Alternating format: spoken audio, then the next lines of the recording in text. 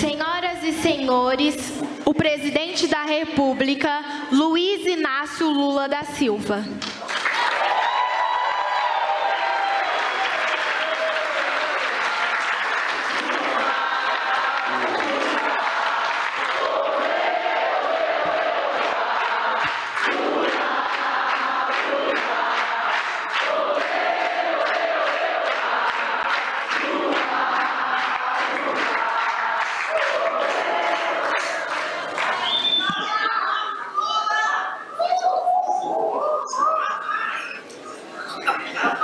Bem,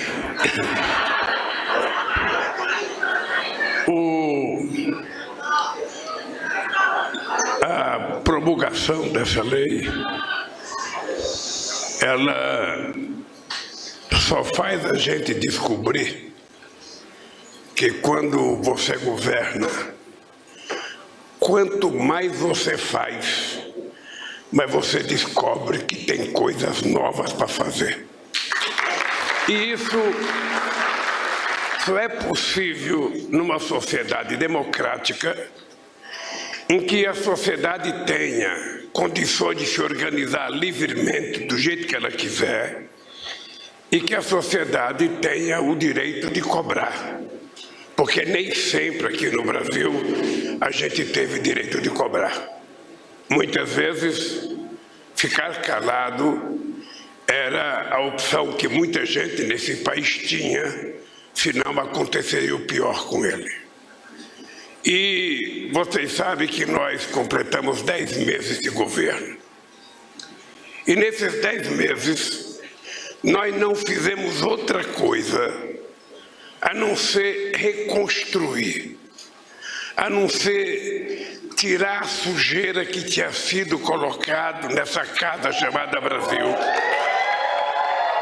para que a gente pudesse colocar coisas novas ou trazer as coisas velhas que nós tínhamos feito remodeladas. E não é uma tarefa fácil. Eu estou falando de reconstrução e aqui quem já fez reforma em alguma coisa sabe que é muito mais complicado fazer reforma do que se a gente tivesse começado uma coisa nova do zero. Aqui nós tivemos que reconstruir ministérios.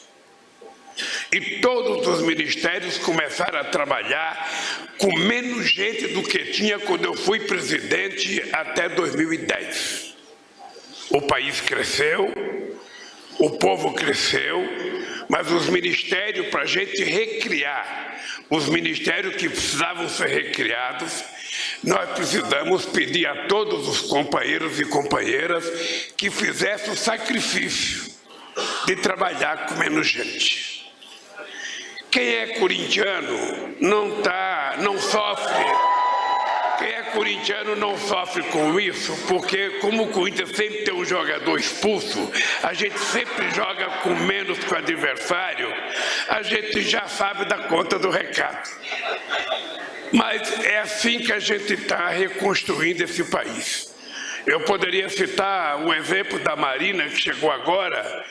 O IBAMA tinha não sei quantos mil e poucos funcionários, agora tem 700 funcionários, ou seja, você não tem gente suficiente para fazer a fiscalização, para evitar queimada, para evitar derrubada, ou seja, é todo um trabalho de reconstrução. E nós vamos fazer isso. Esse ano foi para isso. Agora, no final do ano, eu vou fazer uma reunião do Ministério, vamos ver o que aconteceu em cada ministério, quais foram as dificuldades, o que as pessoas conseguiram resolver, porque o ano que vem não tem mole. O ano que vem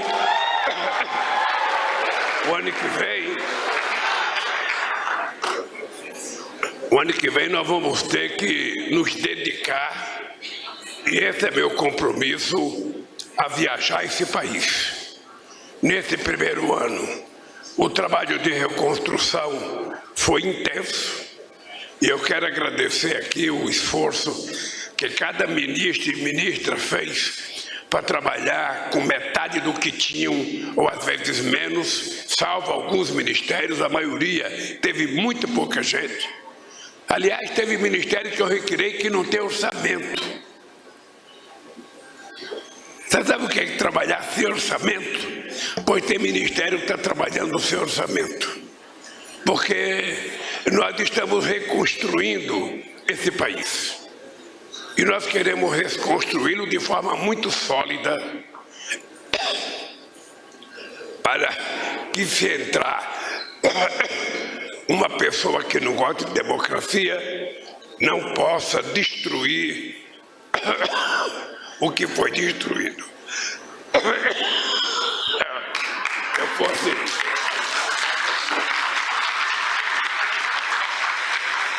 Bem, eu quero começar esse ato, antes de ler a nominata, dizer que hoje é um dia muito feliz para nós brasileiros. Nós conseguimos resgatar as 32 famílias que estavam na faixa de Gaza.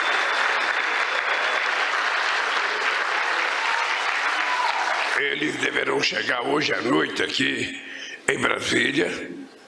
Tinha 34 pessoas, mas uma mãe e uma filha, por assuntos pessoais, particulares, não quiseram vir. Nós estamos trazendo o que foi possível liberar com muito sacrifício, porque dependia da boa vontade de Israel, dependia da quantidade de pessoas que a gente não sabia. Todo dia ligava de manhã e de tarde, e ligava com o ministro de Israel, ligava com o ministro do Egito, ligava para o nosso embaixador. Finalmente nós conseguimos trazer as 32 pessoas. Agora vamos ver se ainda tem gente na Cisjordânia que queira vir, porque nós não vamos deixar nenhum brasileiro ou brasileira lá, se ele quiser voltar. Nós vamos ter que encontrar soluções para trazer. Então hoje é um dia de festa, sobretudo como resultado de uma guerra em que eu nunca tinha sabido de notícias de que crianças fossem vítimas preferenciais numa guerra. A quantidade de mulheres e de crianças que já morreram e a quantidade de crianças desaparecidas, a gente não tem conhecimento em outra guerra. Nessa guerra, sabe, depois do ato provocado, e eu digo ato de terrorismo do Hamas, que provocou um ato, as consequências da solução do Estado de Israel é tão grave quanto foi a do Hamas, porque eles estão matando inocentes, sabe, sem nenhum critério. Sem nenhum critério.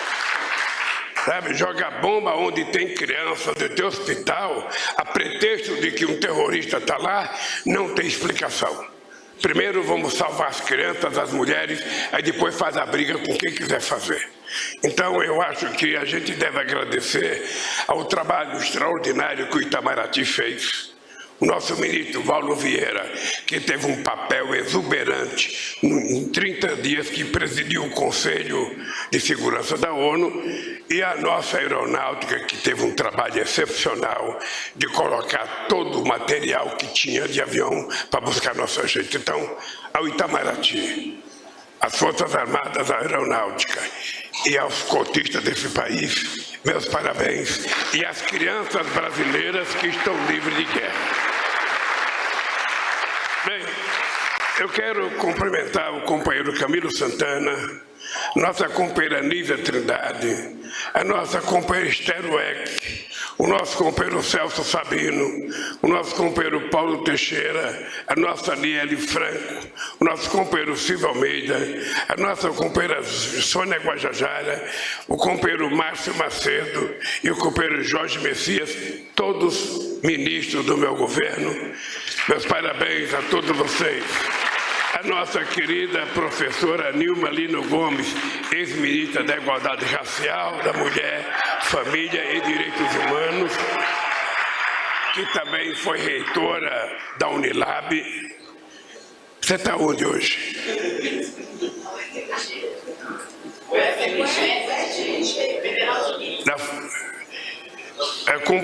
O companheiro Randolfo Rodrigues, nosso querido companheiro líder do governo no Congresso Nacional, aos nossos queridos senadores Paulo Paim, que foi reitor dessa matéria. Eu pedi para o Paim fazer uso da palavra, mas ele agradeceu, dizendo que já estava contemplado com a fala das mulheres.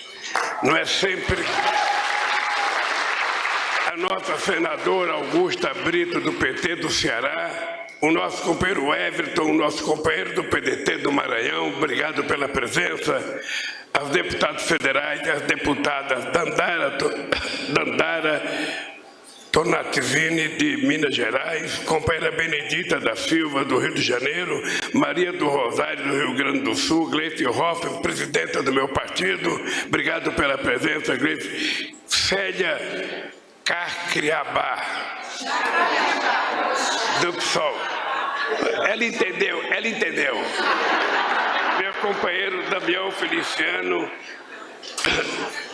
que representa aqui a bancada negra, meu caro ministro Benedito Gonçalves, do Superior Tribunal de Justiça, grande companheiro, ministro Vieira de Mello Filho, do Tribunal Superior do Trabalho, ex-deputado Carlos Abicalil, também aqui, nosso companheiro, que foi o primeiro relator da lei de cota na Câmara dos Deputados, deputado estadual André Jesus, do PT de Minas Gerais, Manuela Mirella, presidente da União dos Estudantes, doutora Marina da Silva Barbosa, médica quilombola e cortista que falou, companheiro Frei Davi, que está aqui atrás da companheira Marina, companheira Marina Silva, ministra do Meio Ambiente, os companheiros e as companheiras da Orquestra Sinfônica de Salvador, meus companheiros e companheiras.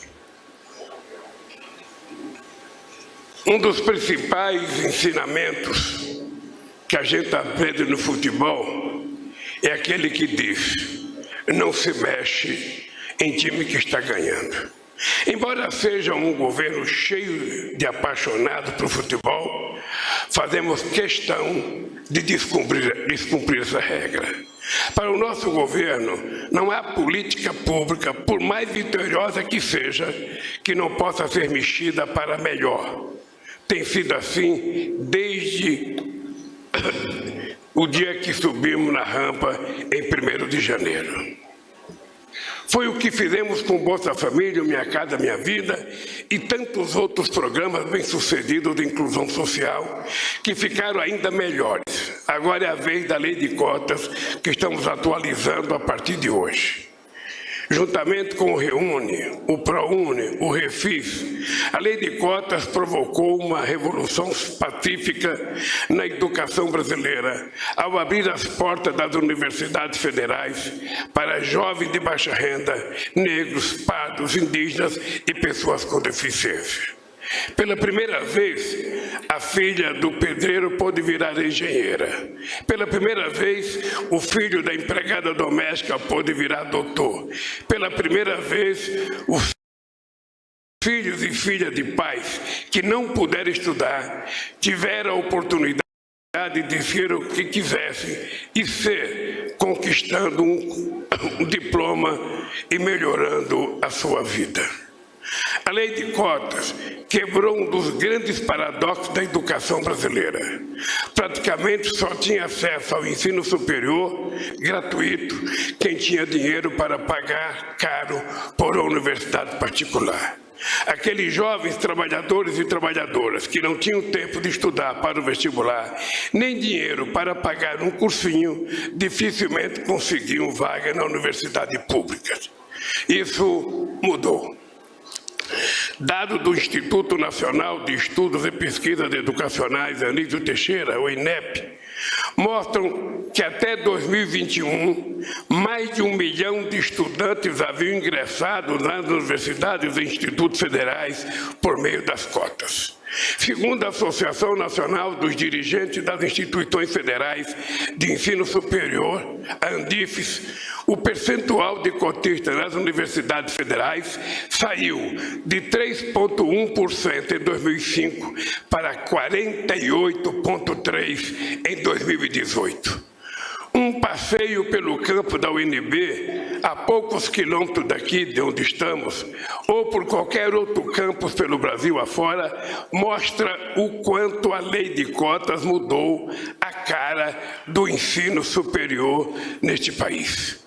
Hoje vemos jovens negros, pardos, indígenas, pessoas com deficiência, filhos e filhas da classe trabalhadora, colorindo os espaços que antes estavam fechados para todos eles. Com alunas e alunos cotistas, nossas instituições públicas de ensino tornaram seus espaços mais democráticos, mais parecidos com a cor do Brasil real. E a representatividade avançará ainda mais com a inclusão dos quilombolas entre os grupos beneficiados pela nova lei de cotas. Queridas amigas e amigos,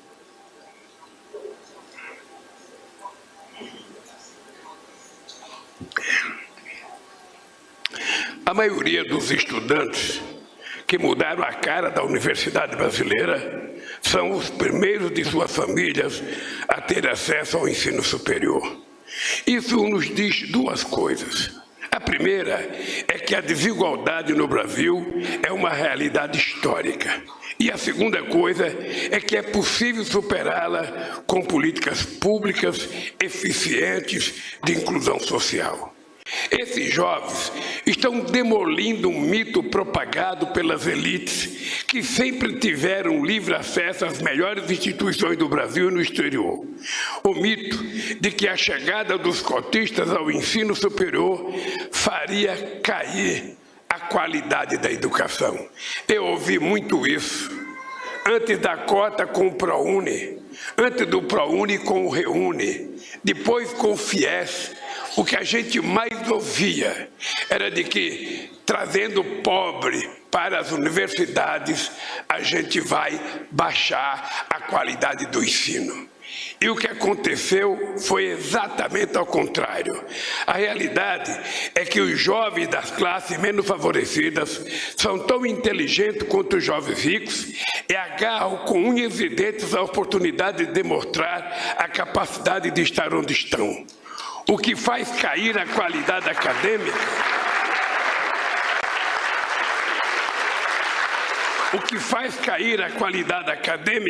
é o ódio que algumas pessoas deste país têm à democratização do conhecimento. O ódio, este que no governo anterior mostrou suas garras na tentativa de sucatear as universidades federais. Não conseguiram. Estejam certos de que no nosso governo as universidades continuarão a cumprir com cada vez mais apoio o extraordinário papel de fonte de geração de conhecimento que o Brasil precisa. Minhas amigas e meus amigos, nesses últimos 10 anos, a lei de cotas tem sido uma importante ferramenta de reconstrução de um país historicamente governado para uma minoria privilegiada. Toda reconstrução é precedida da demolição das estruturas arcaicas e enferrujadas. A história do Brasil foi marcada por quase 3 séculos de escravidão e pela persistência, até hoje, de uma desigualdade crônica que permeia as relações sociais e de trabalho no país. É preciso demolir o preconceito que está na origem da nossa desigualdade, para reconstruir o Brasil sobre um novo alicerce, direitos e oportunidades iguais para todas e todos, sem distinção de raça ou de qualquer outra forma de perpetuação dessa desigualdade. Já ouvimos repetidas vezes que a educação emancipa e liberta, mas essas serão apenas palavras vazias, enquanto não escancararmos as portas do ensino público e gratuito de qualidade para todos os brasileiros e todas as brasileiras e garantirmos sua permanência até a conclusão do seu curso. Estamos no caminho. Após 10 anos da lei de cotas, a conclusão do INEP é de que, em média, a taxa de permanência de conclusão dos cursos entre cotistas chega a ser até 10% superior à dos demais estudantes.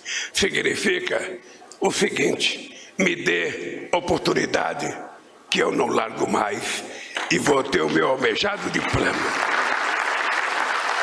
Ou seja, uma vez dentro das universidades, esses jovens fazem das tripas coração para só saírem de lá com seu diploma na mão, rumo a uma vida melhor. Queridas amigos e amigos, a lei de cotas sancionada em 2012 pela presidenta Dilma Rousseff demonstra que as ações afirmativas precisam ser compreendidas como parte estratégica do projeto de desenvolvimento nacional. Dilma também sancionou a lei que reserva 20% das vagas em concursos federais para pretos e pardos. E agora damos um passo além, com o Programa Nacional de Ações Afirmativas, que reserva para pessoas pretas e pardas e indígenas 30% dos cargos de liderança e gestão na administração pública federal. A cada nova política pública de ação afirmativa, a sociedade brasileira fica mais parecida com a sociedade mais justa pela qual lutam incontáveis homens e mulheres presentes aqui. Quero citar o exemplo do advogado negro Luiz Gama, que dá nome ao instituto cujo primeiro presidente é o ministro dos Direitos Humanos, Silvio de Almeida. Em 1850, depois de escapar da escravidão no Rio de Janeiro, Luiz Gama tentou ingressar no curso de Direito do Largo de São Francisco, que hoje é a Faculdade de Direito da Universidade de São Paulo. A instituição rejeitou a candidatura daquele rapaz negro e pobre, mas mesmo humilhado por professores e estudantes, ele permaneceu assistindo às aulas na qualidade de ouvinte. Com a formação adquirida, Luiz Gama foi exercer a função de advogado e conseguiu libertar judicialmente mais de 500 pessoas negras da escravidão. Hoje, 173 anos depois da frustrada tentativa de ingresso no Largo de São Francisco, Luiz Gama tem seu nome inscrito no livro de heróis e heroínas da pátria. E a lei de cotas vem tornando a universidade pública cada vez mais democrática e diversa. Isso prova que é possível enfrentar e superar uma das mais injustas marcas de nossa sociedade: a enorme desigualdade gerada pelo racismo, pela discriminação e pelo preconceito. Avançamos muito, mas temos ainda um longo caminho pela frente. Convido a todas e a todos a fazerem parte dessa caminhada. O Brasil de hoje que estamos reconstruindo se fundamenta na compreensão de que a democracia, a cidadania e o desenvolvimento econômico só serão plenamente alcançados quando superarmos definitivamente todas as formas de desigualdade.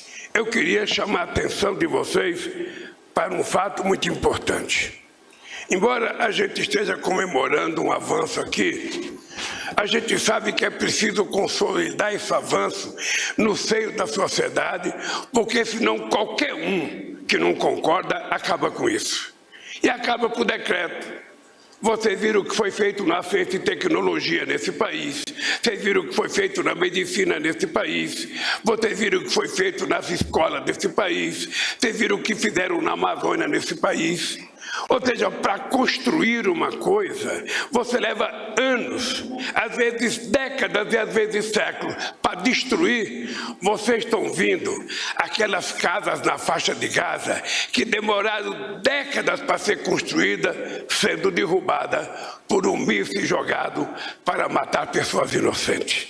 Então eu queria convidar vocês, é que vocês precisam botar na cabeça que o governo não é o Lula, o governo não é o ministério.